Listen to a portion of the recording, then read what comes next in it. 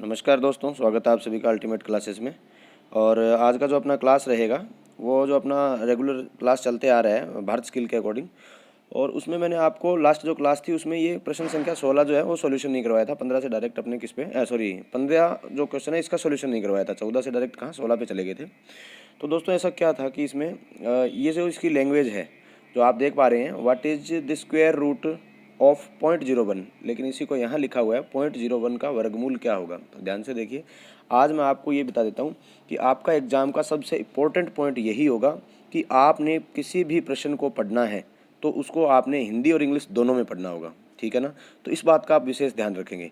What is the square, यहाँ क्यों क्या पूछा हुआ है, स्क्वायर पूछा हुआ है तो इंग्लिश वाला वर्ड मान्य होगा। स्क्वायर पूछा हुआ है तो अपने ये देखेंगे 0.01 को 0.01 से, यानी क्या करना है 0.01 ये मल्टीप्लाई करना है आपको एक बार।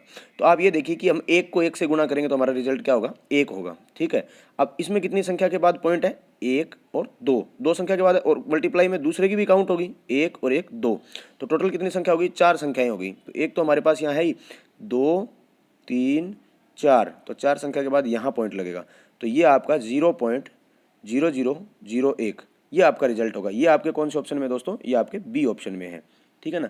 तो ये मैंने क्यों नहीं करवाया था उस टाइम, ताकि मैं ये देखना चाहता था कि आप में से कितने लोग ऐसे हैं जो इस बात को एकदम क्लियरली समझ पा रहे हैं कि नहीं समझ पा रहे हैं। तो मैंने आपको बता दिया है कि इस तरीके से आपको लैंग्वेज को पढ़ना है। अगर आपको ये लगे कि हमने कोई प्रश्न कर लिया है और उसका आंसर हमें ऑप्शन में नहीं मिल रहा है, तब आपको ये काम करना होगा। क्लियर है सभी को। चलिए अब अपने थोड़ा सा आगे बढ़ते हैं दोस्तों कि प्रश्न संख्या 25 तक हमने सवाल कर लिए थे। आज हम बात करेंगे प्रश्न संख्या 26 की ओर। तो देखिए बहुत ही इंपॉर्टेंट क्वेश्चन है ये। इस तरीके का प्रश्न देखिए आपको क्या बन सकता है इसमें। तो ये दिया हुआ है कि यदि एक कास्टिंग में तांबे का वजन 42.3 किलोग्राम और टिन का वजन 2.7 किलोग्राम, मतलब ये हुआ कि 42.3 प्लस 2.7, ठीक है। टोटल जो अपना हो गया कितना, 7 और 3 10, हासिल 1, 2 और 2 4 और 1 5, और ये हो गया हमारा 4, 45। कुल कितना हुआ 45। यानी कोई कास्टिंग है, कोई ब्लॉक बना हुआ है, कुछ भी अपना ऑब्जेक्ट बना हुआ है, उसका जो टोटल वेट है दोस्तों वो कितना हो गया 45। अब उसने क्या पूछा है, देखिए वो हमसे ये पूछ रहा है कि आप ये बताइए कि किलोग्राम है तो तांबे का प्रतिशत, किसका प्रतिशत पूछा है, तांबे का प्रतिशत, जिसका ज्ञात करना हो, ठीक है, जिसका ज्ञात करना होगा। तांबे का ज्ञात कर रहे हैं तो तांबे को हम पहले उठाएंगे। तो देखो कास्टिंग में तांबा कितना था, तो तांबा है हमारे पास कितना 42.3। फिर हम लेंगे बटा लेने के बाद अब ये देखिए टोटल, क्योंकि अब हम वो निकालेंगे परसेंटेज, तो कुल के साथ निकाला जाएगा। जैसे आपको बोला दे कि बेटा आपके 10th में क्या परसेंटेज थे, तो आपने प्राप्त कितने किए। मान लीजिए आपका 600 का एग्जाम था और उसमें से आपने 500 नंबर लिए, 500 लिए आपने, कुल कितने का था 600 का, गुणा क्या कर देंगे 100%। बस ये है प्रतिशत का मूल मंत्र। यानी करना क्या होता है, आप अपने 10th वाले बेस को दिमाग में रखिएगा हमेशा कि जब भी आपको कभी प्रतिशत निकालना हो तो आपने ये चेक करना है कि हमने कितने लिए वो ऊपर रखेंगे, कुल कितने थे उसको नीचे लिखेंगे। उसी प्रकार अगर मैं बात करूं तो यहाँ हमें तांबे का वजन और तांबे का ही प्रतिशत पूछा हुआ है। देखिए तो तांबा कितना है 42.3, कुल कितनी है 45, गुणा में क्या लिखेंगे यहाँ पर हम 100 लिखेंगे। बस पॉइंट हटा देंगे, यहाँ एक जीरो होगा, जीरो से जीरो कैंसिल हो जाएगा। अब 5 के पाड़े से काटेंगे तो 5 निम 45 और 5 दुए 10, ठीक है ना, ये कट जाएगा इसके साथ। 5 निम 45, अब 9 है हमारे पास नीचे तो इसको हम कैंसिल करेंगे, 3 तिये 9, या 9 से डायरेक्ट भी कट सकता है, 3 से काट लो 9 से काट लो, 9 से काट लेते हैं एक बार, 3 से काटे 3 तिये 9, तो यहाँ पे करेंगे 3 एकम 3 और 3 चौके 12, और ये हो जाएगा 3 एकम 3। फिर से अगर ये 3 से कैंसिल हो जाएगा, 3 एकम 3 और इसको काटेंगे तो ये हो जाएगा 4 तिये 12 7 1 47। 47 को गुणा करेंगे किसके साथ 2 से, तो कितना हो जाएगा 47 को 2 से करेंगे हमारे पास 7 दूनी 14 हासिल 1, और 2 चौके 8 और 1 9, 94। तो हमारा रिजल्ट क्या होगा 94 होगा। तो ये हमने यहाँ पर जो है इसको पूरा क्लियर कर लिया, तो इसका सही आंसर होगा बी, ठीक है ना। और अगर आप इसको दोबारा देखना चाहें तो छोटा सा ही ट्रिक मैं एक बार दोबारा बता देता हूँ। क्या करना है दोस्तों, आपको तांबे का क्या पूछा हुआ है, प्रतिशत पूछा हुआ है, किसका, तांबे का प्रतिशत। तांबा कितना है 42.3, बट्टे में कुल कितना है 45, गुणा में क्या कर दोगे 100। कॉपी में इसको सॉल्व कर लो, जो भी परसेंटेज होगा आपका वो आपका रिजल्ट होगा। और इसके अंदर जो रिजल्ट है ये बी जो है बी सही होगा 94। चलिए अब हम बढ़ते हैं आगे। प्रश्न संख्या 27 की ओर। प्रश्न संख्या 27 में दिया गया है कि यदि एक मोटरसाइकिल टायर को 300 रुपये में बेचा जाता है, यदि एक मोटरसाइकिल टायर को 300 रुपये में बेचा जाता है और उसे 25% का लाभ होता है, तो खरीद का मूल्य क्या होगा? खरीद का मूल्य देखिए, मान लीजिए, इसको छोड़िए आप, मैंने आपको एक जनरली एक बात पूछना चाहता हूँ कि आपने एक चीज़ 100 रुपये में खरीद ली, अब आप उस पर 25% का लाभ पर उसे लाभ होता है, अगर आप बेचते हो तो आप कितने में बेचोगे? तो आप कहोगे सर 125 में, क्योंकि 100 की खरीदी 25% लाभ यानी 25 रुपये लाभ, तो आपने बेच दिया 125 में। अब आपने ये 125 में बेच दिया, आपके प्रश्न में कितने का बिक रहा है? ये वो बिक रहा है कितने का? 300 का, ठीक है ना। तो आपने जो बेचा और ये दो आप प्रश्न में जो बिक्री मूल्य है, दोनों को आप इक्विवेलेंट कर दीजिए। 125 आपने बेच रहे हो क्योंकि आपने खरीदा 100 में, और प्रश्न किसी भी लैंग्वेज का है उसको हमने उठा के हमारे बिक्री मूल्य के बराबर रख दिया। 125 बराबर 300, 1 बराबर 300 बटे 125, ये जो 125 है ये कहाँ चला गया? भाग में। अच्छा, ज्ञात क्या करना है? ज्ञात करने हैं कि इसका खरीद मूल्य क्या है। खरीद मूल्य क्या है? तो खरीद मूल्य हमने कितने में खरीदा? 100 रुपये में खरीदी कोई चीज़, और 125 में बेच रहे हैं, तो खरीदी कितने में? 100 में।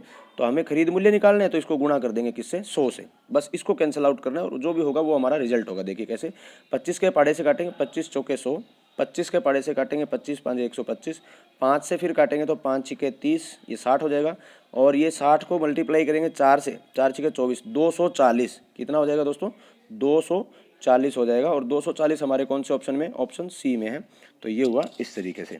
इसके बाद में चलते हैं आगे की ओर। 18.5% को दशमलव भिन्न में बदलिए। देखिए इसमें भी कितनी गलती हुई थी उस टाइम बच्चों से। उसने कहा 18.5%, देखिए ये लिखा मैंने 18.5, ठीक है। बच्चों ने क्या किया? प्रतिशत वाले को देखा नहीं और यहीं से पॉइंट हटा करके और बटे में क्या लगा दिया? 10। अब ढूंढ रहे हैं कि सर ऑप्शन में नहीं, ऑप्शन में मिलेगा कहाँ से? वो लगा हुआ है प्रतिशत। आप इसको जब हटाएंगे, इस प्रतिशत को क्या करेंगे आप? इस प्रतिशत को जब हटाएंगे, रिमूव करेंगे, तो आपके पास जो है बटे में आपको क्या लिखना पड़ेगा? 100 लिखना पड़ेगा। तो आप काउंट कीजिए, 1 1 2 और 3, 3 संख्या छोड़ करके पॉइंट लगा दीजिए। तो ये 1 2 3, यहाँ पर अगर हम देखना चाहें 1 8 5, यानी यहाँ पॉइंट लगेगा इस तरीके से। तो ये हमारा कौन से ऑप्शन में दोस्तों? ऑप्शन ए के अंदर हमें दिया गया है, ठीक है ना। प्रश्न संख्या 28 क्लियर हो गया होगा आप सभी को। चलिए बढ़ते हैं 28 के बाद 19 की ओर। तो प्रश्न संख्या 29 की ओर। तो प्रश्न संख्या 29 जो है ये रहा, ठीक है। और इसको अगर हम देखेंगे अब 29 को, इसमें दिया हुआ है कि इनमें से अ धातु कौन सी है। देखिए ये 10th से लेकर के कोई भी स्टूडेंट है उसके लिए ये एक कॉमन सा सवाल है। अब आप इसमें इसका आंसर खुद भी दे सकते हैं। इनमें से अ धातु कौन सी है, ठीक है। तो पारा क्या है? धातु है। पीतल क्या है? धातु है। लोहा धातु है। ये सब लोगों को पता है क्योंकि आप लोग सब टेक्निकल के हो ना, तो आपको इतना तो पता ही होगा। तो इसमें अपना 29वें का सही आंसर क्या होगा? और आंसर बी जो है वो इसका सही आंसर होगा, क्योंकि ग्रेफाइट जो है वो अ धातु, कौन सी? अ धातु है, तो ये इसमें लिखा, ये होगा इसका सही आंसर। प्रश्न संख्या 30 की ओर बढ़ते हैं। इनमें से किस धातु में प्रमुख सामग्री के रूप में लोहा होता है? किस में लोहा होता है? देखिए धातु को हमने पढ़ा था, एक लोह धातु और एक अलोह धातु। तो लोह धातु जो होती है उसके अंदर प्रमुखतः क्या पाया जाता है? लोहा पाया जाता है, यानी फेरस मेटल। क्लियर है? तो इसका सही आंसर कौन सा होगा? डी जो है वो इसका सही आंसर होगा। उसके बाद बात करते हैं दोस्तों 31 में। उस धातु का नाम बताइए, उस धातु का नाम बताइए जिसमें लोहा नहीं होता। अब जिसमें लोहा होता है वो लोह धातु, जिसमें नहीं होता है वो अलोह धातु। तो इसमें देखिए कहाँ लिखा हुआ है? अलोह धातु, यानी इंग्लिश में उसे कहते हैं नॉन फेरस मेटल। तो नॉन फेरस मेटल ये हो गया आपका 31वें का बी आंसर, ठीक है दोस्तों। चलिए प्रश्न संख्या 32 की ओर बढ़ते हैं, ठीक है ना। ये मटेरियल साइंस वाला चैप्टर आपको बहुत अच्छे से पढ़ना होगा, क्योंकि उसमें से कम 5 क्वेश्चन आपको मिलेंगे ही मिलेंगे 25 में से, ये मान लीजिए। निम्नलिखित में से कौन सा गुणधर्म धातु का यांत्रिक गुण है? कौन सा गुणधर्म? यांत्रिक गुणधर्म का मतलब हो गया मैकेनिकल प्रॉपर्टीज। मैकेनिकल प्रॉपर्टीज में आपके पास कौन कौन सी होती है? मैकेनिकल प्रॉपर्टीज में जैसे उसकी होगी प्रत्यास्थता हो गई, उसकी डक्टिलिटी हो गई, उसकी है ना, ये सब जो होती है ना, टफनेस हो गई, उसका चिमड़पन, कठोरपन, हाँ, ये सारी चीज़ें जो होती है वो होता है उसका यांत्रिक गुण। तो देखिए इसमें गलनीयता है, डक्टिलिटी यानी तन्यता है, कोरोजन संरक्षण हो गया, ठीक है, स्ट्रक्चर संरचना। तो बाकी सभी जो दिख रहे हैं आप उसको वो आपके हैं फिजिकल, जबकि इनमें से कोई एक ऐसा है जो कि यांत्रिक गुण है, मतलब मैकेनिकल प्रॉपर्टीज है, वो बिल्कुल सामने आप सभी को दिखाई दे रही है। कौन सा इसका आंसर होगा दोस्तों? बी जो है इसका सही आंसर होगा। वो मैं थोड़ा सा उसको क्लिक कर रहा हूँ तो नीचे वाले पे चला जाता है, आपने ये ध्यान रखना। 32वें का कौन सा आंसर सही होगा? बी, तन्यता। क्लियर है? इनमें से भंगूर धातु कौन सी है? भंगूर धातु वह होती है जो चोट लगाने पर क्या होता है? चूर्णीकृत रूप में टूट जाती है वो कौन सी धातु होती है? भंगूर होती है, उसमें भंगूरता का गुण होता है। तो प्रश्न संख्या 33 हम देख रहे हैं। तो कास्ट आयरन जो है, कच्चा लोहा, जब हम लोहे को अयस्क के रूप में हम जहाँ से खान से निकाल करके लाते हैं तो उसमें बहुत सारी अशुद्धियाँ होती है, फिर उस अशुद्धियों को दूर किया जाता है, उसके बाद में ही हमें जो प्राप्त होता है उसे हम कच्चा लोहा कहते हैं। और वो कच्चा लोहा जो होता है वो सबसे ज़्यादा क्या होता है? भंगूर होता है। इसलिए हम कहेंगे कि इनमें से भंगूर धातु कौन सी है? कच्चा लोहा। तो इसका सही आंसर होगा दोस्तों ए। चलिए प्रश्न संख्या 34 की ओर बढ़ते हैं। प्रश्न संख्या 34 में दिया हुआ है कि धातु की कौन सा यांत्रिक गुण एक काटने के उपकरण में लोचदार विरूपण के लिए प्रतिरोध प्रदान करता है? ठीक है, अब आपको ये देखना है कि हिंदी और इंग्लिश आप इसकी दोनों पढ़ लीजिए जब भी आप पढ़ते हैं। तो वो कह रहा है कि which metal properties of a metal offers resistance to elastic deformation in a cutting tool, यानी कटिंग टूल के अंदर जो लोचदार विरूपण होता है उसको जो गुण है वो कौन सा गुण है इसके अंदर? ठीक है ना। तो प्रश्न संख्या 34 में आपको कन्फ्यूजन ए और बी में तो बिल्कुल नहीं होगा, क्योंकि काटने का कह रहा है तो या तो कठोर होगा या फिर चिमड़पन होगा। तो मैं आपको बता देता हूँ इसमें डिफरेंस क्या है कि ये जो कठोरता का गुण है ये अपने काटने के लिए, लोचदार विरूपण के लिए प्रभावी रहता है। तो प्रश्न संख्या 34 के अंदर सही आंसर होगा आपका सी। क्लियर है। चलिए प्रश्न संख्या 35 की ओर बढ़ते हैं। 35 दोस्तों आपका जो भी वो है टाइम टेबल शेड्यूल वो आप पता कर लीजिएगा कॉलेज में, क्योंकि कल से आपका एग्जाम है। धातु की कौन सा गुण बिना फ्रैक्चर के स्थायी विरूपण के गठन में सक्षम है? यहाँ देखिए, अब आप इसकी लैंग्वेज अगर आप हिंदी में ही पढ़ते रहेंगे तो फिर आप इस आंसर को नहीं कर पाएंगे। कारण क्या है? क्योंकि इस पूरी लाइन के अंदर आप उस चीज़ को नहीं पकड़ पाएंगे जिसको आपको पकड़ना है। जबकि इसी में आप देखिए, which properties of metals is its ability to resist the effect of tensile force. Tensile force कौन सा होता है? खिंचाव बल। टेंसाइल फोर्स कौन सा है? खिंचाव बल। जब एक ऑब्जेक्ट को हम क्या करते हैं, एक इधर से बल लगाया जाता है और एक इधर से, तो ये होता है टेंसाइल फोर्स। ठीक है ना। तो ये टेंसाइल फोर्स लगा रहे हैं तो उसके अंदर क्या है? विरूपण नहीं आना चाहिए। विरूपण नहीं आना चाहिए तो कौन सा गुण होना चाहिए टेंसाइल फोर्स को? तन्यता का गुण, क्योंकि खींच करके हम क्या बनाते हैं? तार बनाने के लिए खिंचाव बल लगाते हैं। तो वहाँ पर क्या होता है कि तन्यता का गुण जो है उसके अंदर होना चाहिए। ठीक है, चलिए आगे बढ़ते हैं। तो आगे इसमें हम देखना चाहेंगे अब नेक्स्ट जो होगा इसमें दिया हुआ है प्रश्न संख्या 36। धातु की कौन सा गुण बल, एक मिनट रुकिए, थोड़ा सा इसको मैं वो कर देता हूँ। तो ये हुआ। ठीक है, पूरा क्वेश्चन अब देख पा रहे हैं आप। तो लिखा हुआ है इसमें, धातु की कौन सा गुण बल लगाने पर विरूपित तथा बल हटाने पर वापस अपने पूर्व अवस्था में आने की क्षमता रखता है? ठीक है ना। बहुत ही आसान सा क्वेश्चन है दोस्तों, प्रश्न संख्या 36। ये तो आपको काफ़ी बार कॉलेज में करवाया भी होगा। तो ये प्रत्यास्थता का गुण होता है, और अगर नहीं करवाया तो मैंने इसका एक वीडियो बना के डाल रखा है जिसमें मैकेनिकल प्रॉपर्टीज़ जो है वो सारी मैंने आपको पढ़ाई हैं जितनी भी हैं। तो प्रत्यास्थता का गुण ऐसा होता है कि किसी भी वस्तु पर, किसी भी ऑब्जेक्ट पर अगर हम क्या करते हैं, मान लीजिए हमने किसी ऑब्जेक्ट है हमारे पास और इसको क्या किया, टेंसाइल फोर्स लगाया, और टेंसाइल फोर्स लगाने के बाद जब हमने क्या किया, इसकी फोर्स हटा ली, यहाँ से रिमूव कर लिया, तो खिंचाव बल लगाएंगे, कुछ ना कुछ उसमें विरूपण होगा, और जैसे ही उसको हटा लेंगे तो वापस वो अपनी मूल अवस्था में आ जाएगा। इसे ही कहते हैं इलास्टिसिटी या प्रत्यास्थता का गुण। ये लैंग्वेज आपने अच्छे से पढ़नी है। प्रश्न संख्या 37 देखेंगे अब हम। तो प्रश्न संख्या 37 में दिया हुआ है, इनमें से धातु की कौन सा गुण जिससे धातु को गर्म करने पर पिघल जाती है? गर्म करने पर पिघल जाती है। अब देखिए, यहाँ गर्म करोगे तो गलना शुरू हो जाएगी वो वस्तु, तो इसके अंदर कौन सा गुण होगा दोस्तों? गलनीयता का गुण, यानी फ्यूजिबिलिटी का गुण होगा। प्रश्न संख्या बढ़ते हैं हम 38 की ओर। 38, इनमें से किस मिश्र धातु का विद्युत बल्ब के फिलामेंट में उपयोग किया जाता है या प्रयोग किया जाता है? तो फिलामेंट में ये भी क्वेश्चन आपके 10th लेवल से चलते आ रहा है, टंगस्टन। अगर किसी को इसका भी आंसर नहीं आ रहा है तो वो समझ लीजिए कि एग्जाम देने में कोई फायदा नहीं है और पढ़ाई करने में भी कोई फायदा नहीं है। प्रश्न संख्या 38 का जो सही आंसर होगा, फिलामेंट बनाने में टंगस्टन जो है वो यूज किया जाता है। आगे बढ़ते हैं दोस्तों प्रश्न संख्या 39 की ओर, 39 की ओर। ठीक है ना। तो 39 में हमें दिया हुआ है, क्या है कि इसमें लिखा हुआ है कि पीतल में कौन सी मिश्र धातुएं होती है? ठीक है ना। और शायद आपका ट्रिक, इसको आपको गुरुजी ने आपको बताया भी होगा, पीतल, तो ध्यान रखिएगा पिताजी, ये आपको एक ट्रिक ध्यान में रखना है। आज के लिए मैं बता देता हूँ, पिताजी का मतलब ये हो जाएगा, पी से पीतल बनेगा, ता से क्या बन जाएगा हमारे पास यहाँ पर तांबा, और जी से बन जाएगा दोस्तों जिंक। जिंक को हिंदी में क्या कहेंगे? जस्ता। जिंक यानी जस्ता। तो ये देखिए, जिंक यानी जस्ता। पिताजी से आपको ये पूरा ट्रिक याद हो जाएगा। पिताजी मतलब तांबा और जस्ता से मिलकर के क्या बनेगा? तांबा और जस्ता से मिलकर बनेगा पीतल। ठीक है। तो तांबा और जस्ता कौन से ऑप्शन में दोस्तों? तांबा और जस्ता हमारे सी ऑप्शन में है। तो ये हमारा कौन सा आंसर सही हो जाएगा? सी जो है वो बिल्कुल सही होगा। ठीक है, चलिए इसके बाद बढ़ते हैं प्रश्न संख्या 40 की ओर, 40 नंबर प्रश्न की ओर बढ़ते हैं। प्रश्न संख्या 40 में दिया हुआ है हमें कि कौन इनमें से इनमें से कौन सा ढलवां लोहा की वेल्डिंग नहीं की जा सकती? ढलवां लोहा, कौन सा ढलवां, क्योंकि ढलवां लोहा के भी काफ़ी प्रकार है ना, grey cast iron, white cast iron, nodular cast iron, malleable cast iron. तो इनमें से कौन सा ऐसा है जिसे वेल्डिंग नहीं किया जा सकता? तो मैं दोस्तों बता दूं आपको, वाइट कास्ट आयरन ऐसा होता है जिसको हम वेल्डिंग नहीं कर सकते हैं, ठीक है ना, वेल्डिंग करना थोड़ा मुश्किल है उसको। तो प्रश्न संख्या 40 में जो होगा वो क्या होगा, हमारा बी जो है आंसर सही होगा। प्रश्न संख्या 41 में दिया गया, इनमें से किस धातु को फोर्ज नहीं किया जा सकता है? तो देखिए इस प्रश्न में काफ़ी सारे डाउट्स थे, तो लेकिन देखिए फोर्जिंग क्या होता है, फोर्जिंग में लोहारगिरी में यही होता है कि हम किसी भी ऑब्जेक्ट को गर्म करके और उसको ठोक पीट करके कुछ भी उसका ऑब्जेक्ट का आकार बदल सकते हैं। तो माइल्ड स्टील और स्टील, जैसे कि मैं बात करूं ऑप्शन बी और ऑप्शन सी की, तो ये दोनों ऑप्शन तो बिल्कुल ही कट जाएंगे। क्यों? क्योंकि आपने देखा होगा कि हम जॉब बनाते हैं या हम फिटर की क्लास में जाते हैं, तो वहाँ पर फर्नेस के अंदर हम जब किसी ऑब्जेक्ट को गर्म करते हैं तो ये माइल्ड स्टील और स्टील का हम वहाँ पर यूज़ करते हैं, ठीक है ना। तो इसमें ये डाउटफुल था कि एलॉय स्टील या फिर ढलवां लोहा यानी कास्ट आयरन, ठीक है। तो कास्ट आयरन का भी उपयोग किया जाता है और मिश्रित इस्पात का भी किया जाता है, लेकिन आपको वहाँ प्रश्न के अकॉर्डिंग ही ये सोचना होगा कि इनमें से कौन सा ऑप्शन चूज किया जाए। तो अभी जो इसका सही आंसर है वो ये होगा डी। प्रश्न संख्या 41 जो है डी इसका सही आंसर होगा।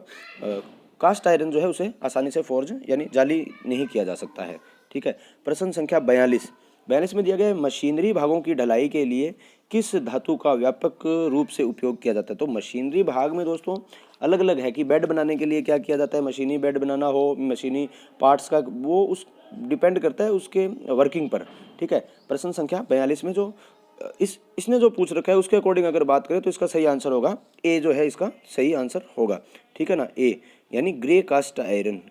कौन सा है? मशीनरी भागों की ढलाई बनाने के लिए किस धातु का ग्रे कास्ट आयरन का उपयोग किया जाता है। उसके बाद बढ़ते हैं प्रश्न संख्या 43 की ओर, 43। लौह अयस्क में पिग आयरन बनाने के लिए किस भट्टी का उपयोग किया जाता है? तो मैं आपको एक बात बताऊं दोस्तों कि जब हम अयस्क से निकाल करके लाते हैं, अयस्क निकाल के लाते हैं खान से, तो उसके बाद में जब सांद्रण के बाद उसको यानी प्यूरिफिकेशन करने के बाद जब उसको भट्टी में डाला जाता है तो सबसे पहली ही भट्टी कौन सी होती है? यही भट्टी होती है जिसे हम कहते हैं क्या? ब्लास्ट फर्नेस या वात्या भट्टी, ठीक है ना, ब्लास्ट फर्नेस या वात्या भट्टी। देखिए सी ऑप्शन में यहाँ हिंदी और इंग्लिश दोनों ही यही है, ब्लास्ट ही लिखा हुआ है, इसमें वात्या भट्टी नहीं लिखा हुआ है। लेकिन आप ब्लास्ट फर्नेस याद करके जाएं और वहाँ अगर वात्या भट्टी लिखा हुआ आ जाए तो आप इस चीज़ को भी ध्यान में रखेंगे। तो ये हमारा प्रश्न संख्या 43 यानी 43 नंबर का जो सही आंसर होगा वो कौन सा होगा? सी इसका सही आंसर होगा। चलिए आगे बढ़ते हैं दोस्तों, प्रश्न संख्या 44 की ओर। तो 44 में दिया गया है, ढलवां लोहा बनाने के लिए किस भट्टी का उपयोग किया जाता है? ढलवां लोहा, अभी थोड़ी देर पहले हमें पूछा था कौन सा? पिग आयरन, और अभी हमसे पूछा हुआ है कौन सा? What is the name of furnace to obtain cast iron. पिछले में था पिग आयरन और अब पूछा है कास्ट आयरन। कास्ट आयरन के लिए हमें कौन सी भट्टी का यूज किया जाता है? तो वो होती है कौन सी? क्यूपोला फर्नेस, ठीक है। ये आपको ध्यान रखना है, क्रम याद रखना है। पहले कौन सा है? कच्चा लोहा, तो ब्लास्ट फर्नेस, फिर हमने कहा ढलवां लोहा तो वो होगा कुपोला फर्नेस, ठीक है, ये याद रखना है। अब आगे की बात करते हैं प्रश्न संख्या 45 की ओर। निम्न कार्बन स्टील का दूसरा नाम बताइए। निम्न कार्बन स्टील ही माइल्ड स्टील है जिससे हम फिटर वगैरह में या कहीं भी आपने जॉब घिसते हुए बच्चों को देखा होगा, फिटर, मशीनिस्ट वगैरह वगैरह, तो ये सब वहाँ कौन सा है? माइल्ड स्टील, क्योंकि आसानी से इसको हम उस प्रैक्टिस में ला सकते हैं। बाकी तो अगर कटिंग टूल वगैरह है तो हाई स्पीड स्टील वगैरह का भी हम यूज़ करते हैं, लेकिन यहाँ जो प्रश्न पूछा जा रहा है कि निम्न कार्बन स्टील, तो निम्न कार्बन स्टील की तुलना होगी किससे? हल्के स्टील से, यानी माइल्ड स्टील से, मृदु इस्पात से। हल्का स्टील को मृदु इस्पात भी कई बार लिखा हुआ एग्जाम में मिलता है। प्रश्न संख्या 46 की ओर बढ़ते हैं। मध्यम कार्बन स्टील में कार्बन का प्रतिशत पूछा है। मध्यम कार्बन स्टील में कार्बन का प्रतिशत, ठीक है। तो मध्यम कार्बन स्टील, निम्न कार्बन स्टील और उच्च कार्बन स्टील, ये तीन प्रश्न एक साथ है, आप स्क्रीन पर देख रहे होंगे। मध्यम कार्बन, निम्न कार्बन और उच्च कार्बन, ठीक है। तो क्यों ना हम सबसे पहले इसका क्रम सेट कर लेते हैं। निम्न कार्बन स्टील, यहाँ से अपने क्या करते हैं? पहले निम्न को पढ़ते हैं, निम्न कार्बन स्टील। तो निम्न कार्बन स्टील जो है प्रश्न संख्या 47। तो निम्न कार्बन स्टील में क्या होगा कि जो कार्बन का परसेंटेज होगा वो होगा हमारा कितना? 0.15 से 0.25 तक, यानी 15 पैसे से लेकर के 25 पैसे तक उसके अंदर क्या होता है? अगर हम बात करें इकाई रूप में तो 15 पैसे से 25 पैसे तक निम्न में होगा। अब इसी क्रम में आगे बढ़ जाइए आप, 25 से 50 यानी सी ऑप्शन ऊपर वाले के लिए अगर बात करें, ठीक है ना। ये किसके लिए? 15 से 25, ये निम्न के लिए। ये किसके लिए? निम्न के लिए। मध्यम की अगर बात करें तो तो मध्यम की अगर बात करें तो 0.25 से शुरू हो जाएंगे, 0.25 से कितना हो जाएगा, 0.5 तक हो जाएगा। मैं यूँ कह सकता हूँ 25 पैसे से लेकर के 50 पैसे तक का जो कार्बन का प्रतिशत हो। अब आप खुद डिसाइड कीजिए कि चारों ऑप्शन देख करके कि उच्च कार्बन स्टील में कार्बन का प्रतिशत कितना होगा। तो हम यहीं से शुरू हो जाएंगे, 0.50 से लेकर के कितना होगा हमारे पास 1.5, यानी 50 पैसे से 1.5 रुपये तक, यानी 1.5 मैं यूँ कह सकता हूँ कि ये परसेंटेज होगा। तो ये तीनों क्रम आपने याद करके जाने हैं। कोई एक फेज में किसी ना किसी चरण में, या यूँ हो सकता है कि किसी अगर आपकी 10 पारियों में एग्जाम हो रहे हैं टोटल, तो उसमें से 5 से 6 पारियों में इनमें से कन्फर्म प्रश्न पूछे जाएंगे। बहुत ही अच्छे क्वेश्चन है ये, ठीक है। आगे बात करते हैं उच्च कार्बन स्टील में प्रतिशत कितना होता है, 48। ये भी हमारा क्लियर हो गया। देखिए प्रश्न संख्या 39 को देखते हैं, तो उसमें लिखा हुआ है एल्यूमिनियम का अयस्क है, एल्यूमिनियम का अयस्क है। तो एल्यूमिनियम का अयस्क इनमें से आप देखिए हेमेटाइट, मेलाटाइट, बॉक्साइट, लिमोनाइट, इनमें से ये आप में चूज करना है। ये भी बहुत आसान क्वेश्चन है। प्रश्न संख्या 49, तो प्रश्न संख्या 49 का सही आंसर है दोस्तों सी, बॉक्साइट जो अयस्क है। कौन सा, बॉक्साइट। बॉक्साइट जो अयस्क है वो किसका है, एल्यूमिनियम का अयस्क है, ठीक है। आगे बढ़ते हैं, चलिए प्रश्न संख्या 50 की ओर। प्रश्न संख्या 50 में दिया हुआ है धातु का वह गुण जिससे धातु को बिना टूटे तार के रूप में खींचा जा सकता है, बिना टूटे तार के रूप में खींचा जा सकता है। अभी हमने बात की थी अगर किसी ऑब्जेक्ट के ऊपर खींचा जा सकता है, टूटना नहीं है, तो इसका मतलब तनाव में है, तो कौन सा हो जाएगा, तनाव बल, तन्यता का गुण। अब आप इसमें देख लीजिए 50वें का सही आंसर होगा ए। क्लियर हुआ। 51 नंबर प्रश्न की बात करते हैं। निम्न में से कौन एक कुचालक है, निम्न में से एक कौन सा कुचालक है। कुचालक जिसमें करंट फ्लो नहीं हो सकता है, तो देखिए तांबे का तार के रूप में बहुत ज़्यादा उपयोग कर रहे हैं हम, एल्युमिनियम का उपयोग कर रहे हैं, चांदी के भी मतलब एक सुचालक है, ठीक है। तो इसमें से आप खुद गैस कर सकते हैं कि इसका कौन सा आंसर सही होगा। 51 का डी, यानी ये जो माइका है या मीका इसको हिंदी में लिखा हुआ है, तो इसका जो है ये जो है कुचालक है। निम्नलिखित में से कौन सा एक कुचालक है ना, इंसुलेटर पूछा हुआ है। चलिए 51 के बाद बात करते हैं प्रश्न संख्या 52 की ओर बढ़ते हैं। तो 52 में हमें दिया गया दोस्तों विद्युत केबल और नियंत्रण तारों के लिए इंसुलेटर के रूप में किस रबड़ का उपयोग किया जाता है। विद्युत केबल और नियंत्रण तार, कंट्रोल वायर्स, ठीक है ना। तो इसके अंदर किसका, ब्यूटाइल, हाइप्लोन, सिलिकॉन, नाइट्राइट, ब्यूटाडिन। देखिए इस तरीके के क्वेश्चन क्या होता है कि हम जब थ्योरेटिकल पार्ट पढ़ते हैं साइंस का, तो उसमें क्या होता है कि बहुत सारे क्वेश्चन इस तरीके के बनते हैं, ठीक है। तो लेकिन जो अपने रेगुलरली जो यूज़ होता है, जैसे देखिए विद्युत केबल, ठीक है ना। तो विद्युत केबल, अब आप चाहे किसी भी ट्रेड से, आप इलेक्ट्रिकल से हैं, चाहे आप हीटर से हैं, चाहे मैकेनिक डीजल से, लेकिन विद्युत केबल का प्रयोग तो सभी लोग करते हैं। तो इस तरीके के जब भी आप पॉइंट्स बनाते हैं ना, तो अपनी नोटबुक्स में अच्छे से लिख लीजिए करें कि ये चीज़ें कई बार पूछी जा सकती है। जनरली अपने भी से कोई पूछ सकता है कि इस वायर के ऊपर किस तरीके की लेप है या किसकी परत चढ़ी हुई है। तो ये चीज़ें आपको पता होना ही चाहिए, जनरली भी पता होना चाहिए। तो 52 जो है उसका सी जो है वो सही आंसर होगा, सिलिकॉन, ठीक है। चलिए आगे बढ़ते हैं। सतही चुंबक बनाने के लिए किस धातु का, ये भी इंपॉर्टेंट दैनिक जीवन के अकॉर्डिंग। देखिए एग्जामिनेशन में जो भी एग्जामिनर है वो बच्चे से यही पूछता है कि उस बच्चे का लेवल के अकॉर्डिंग उसको उतना नॉलेज है या नहीं है। तो स्थायी चुंबक बनाने के लिए, परमानेंट मैग्नेट बनाने के लिए किस इस्पात का उपयोग किया जाता है, सिलिकॉन इस्पात, मैग्नीज इस्पात, वेनेडियम इस्पात या कोबाल्ट इस्पात, ठीक है। प्रश्न संख्या 53, 53 सही आंसर होगा दोस्तों डी, कोबाल्ट इस्पात का उपयोग जो है वो किया जाता है स्थायी चुंबक बनाने में। प्रश्न संख्या 54 की ओर बढ़ते हैं। इनमें से किस कुचालक का उपयोग ओवरहेड लाइन में किया जाता है, ओवरहेड लाइन में उपयोग किया जाता है। प्रश्न संख्या 54 को आप देख सकते हैं, जिसका सही आंसर होगा पोर्सेलिन। ये सब थ्योरेटिकल हैं, तो इनको तो आपने क्या करना है, लिखना ही होता है कि इनमें से ओवरहेड लाइन के अंदर किसका उपयोग होता है। ये सब जो नॉर्मल बातें हैं, जो एक अच्छे से एक पेज पर लिख लीजिए आप। अपना जो थ्योरेटिकल वाला पोर्शन है उसमें से मेन पॉइंट को बना करके, और पूरी थ्योरी लिखने की जरूरत नहीं है। 20 से 50% का एक पैकेज तैयार कर सकते हैं आप। प्रश्न संख्या 55 की ओर बढ़ते हैं। तो प्रश्न संख्या 55 में हमें दिया हुआ है कि स्विच बनाने के लिए किस कुचालक सामग्री का प्रयोग किया जाता है। ये भी बहुत आसान क्वेश्चन है, और 10th में भी था ये आपके, कहीं से आपने किसी भी बोर्ड से किया है। स्विच बनाने के लिए किस कुचालक का प्रयोग, कुचालक सामग्री का प्रयोग किया जाता है। तो प्रश्न संख्या 55 का सही आंसर होगा दोस्तों सी, बेकेलाइट। कौन सा आंसर सही होगा, सी जो है इसका सही आंसर होगा। प्रश्न संख्या 56 की ओर बढ़ते हैं। और ये प्रतिरोधक का वह गुण क्या है जो उच्च वोल्टता के आने पर टूट जाना चाहिए। प्रतिरोधक का वह गुण क्या है, what is the name of the property of an insulator. ध्यान से देखिएगा, यहाँ पर प्रतिरोधक लिखा है और यहाँ पर क्या लिखा हुआ है दोस्तों, इंसुलेटर लिखा हुआ है। बस आपको मैं यही बात बताना चाहता हूँ कि आपने ये चीज़ देखनी है। यहाँ वो आपको प्रतिरोधक लिख रहा है, यहाँ इंसुलेटर लिख रहा है, दोनों में थोड़ा सा डिफरेंस है ना।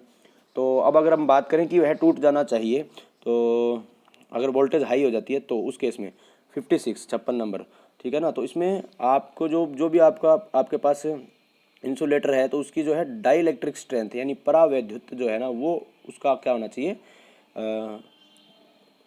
गुण होना चाहिए उसका, डाई इलेक्ट्रिक स्ट्रेंथ उसकी अच्छी होनी चाहिए। Which alloy steel is used, 57 number question की बात कर रहा हूँ। Is use for making precious instrument, किस मिश्र इस्पात का उपयोग कीमती उपकरण बनाने के लिए किया जाता है। देखिए हर उपकरण अपनी अपने में कीमती होता है, लेकिन यहाँ जो प्रश्न पूछा जा रहा है कीमती उपकरण बनाने का मतलब ये हुआ कि जो भी उपकरण जो हैं, और ये दोस्तों जितने भी मैंने प्रश्न अभी आपको करवाए हैं उनसे आप मैच कर सकते हैं, आपको पूरा का पूरा उसमें दिया हुआ है। तो कीमती उपकरण के लिए सी जो ऑप्शन आपको दिया हुआ है प्रश्न संख्या 57 की ओर, जो अपना कि सेकंड लास्ट क्वेश्चन है इस पीडीएफ का। भारत स्किल के जितने भी इसके अंदर इस पीडीएफ में दिए हुए थे, तो इससे आपको पूरा एक ओवरव्यू मिल गया है फर्स्ट इन चैप्टर्स का, कम से कम 3-4 चैप्टर का। 57 नंबर प्रश्न जो है इसका सही आंसर होगा दोस्तों सी, कीमती उपकरण बनाने के लिए, ठीक है। तो इनवार स्टील जो है वो उपयोग किया जाता है, ठीक है ना। प्रिसीजन इंस्ट्रूमेंट, और ये आप रेती और कोल्ड छेनी यानी कोल्ड चीजल, प्रश्न संख्या 58 लास्ट क्वेश्चन आज का, रेती और कोल्ड छेनी बनाने के लिए किस स्टील का उपयोग किया जाता है, किस स्टील का उपयोग किया जाता है। तो इसका हाई स्पीड स्टील जो है इसका सही आंसर होगा। अब इसका हाई स्पीड स्टील इसका क्यों होगा इसका आंसर, क्योंकि देखिए दोस्तों यहाँ पूछा जा रहा है रेती माने फाइल। अब जो फाइलिंग होती है हमारी, फाइलिंग क्रिया करते हैं या कटिंग टूल कोई भी है, ठीक है ना। छेनी का क्या काम है, छेनी का भी तो काम यही है कि किसी दूसरी धातु को काटने के लिए काम में ली जाती है ना। और भी अन्य टूल है, जैसे ड्रिल की अगर बात करें, ये सब जो टूल होते हैं दोस्तों, ये क्या किया जाता है कि ये सब टूल हाई स्पीड स्टील से बनाए जाते हैं, ठीक है ना। काटने का टूल या कटिंग टूल की अगर मैं बात करूं, देखिए एक तो डायरेक्ट ये प्रश्न पूछा जा सकता था कि कटिंग टूल में किस धातु का मैक्सिमम उपयोग किया जाता है, तब भी आपका यही आंसर होना चाहिए था कि हाई स्पीड स्टील या हाई कार्बन स्टील। और अगर आपसे पूछ लिया जाए कि जैसे ये टूल डाल दिए उसने, इसमें लिख दिया कि रेती है या छेनी है, तो रेती और छेनी कौन से है, कटिंग टूल है, और कटिंग टूल है तो कौन से होंगे, या तो हाई कार्बन स्टील होंगे। और जो रोटेटरी मोशन वाले होंगे उसमें कई बार ऑप्शन में ये लिखा जाता है हाई कार्बन स्टील की जगह high HSS high speed steel भी लिखा आ जाता है। तो ये सब चीज़ें हैं दोस्तों। तो आज का हमारा ये PDF हुआ ना, ठीक है। Have a nice day from my side. आज के लिए इतना ही दोस्तों। वीडियो को ज़्यादा से ज़्यादा शेयर कर दीजिएगा। कोई भी स्टूडेंट, मेरा दोस्त, मेरा साथी ये नहीं हो कि वर्कशॉप कैलकुलेशन के अंदर उसकी बैक हो।